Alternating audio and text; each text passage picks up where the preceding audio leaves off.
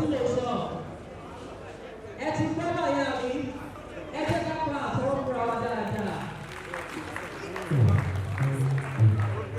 ẹ jọ kúkú nípa bẹ̀rẹ̀ ohun gbogbo síìtì yìí bring six tó wà fún lẹ́yìn item bring six tó wà fún ẹjọ́ torí tọ́lọ́ gbogbo àwọn tá a wà ń bẹ̀ ẹ bá wa súnmọ́ ibi yellow six yẹn ẹ bá wa jókòó sílẹ̀ ẹ jọ tọwọ́tọwọ́ láti gbé ìdè ẹ má bínú torí tọ́lọ́ ẹ má bínú kì í ṣe ti ìgbéraga ẹ jọ torí tọ́lọ́ ẹ má bínú ẹ jọ ẹ bá wa shift sí yellow six yẹn.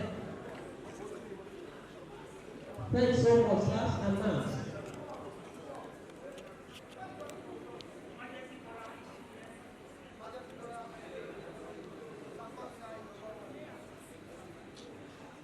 Thanks so much, sir.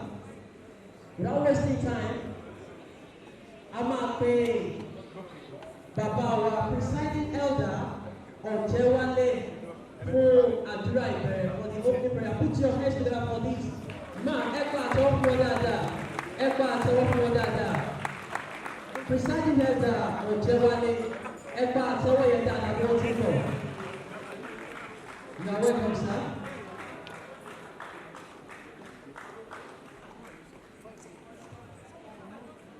Ẹ máa rọra sá ọ. Ẹ máa rọra sá.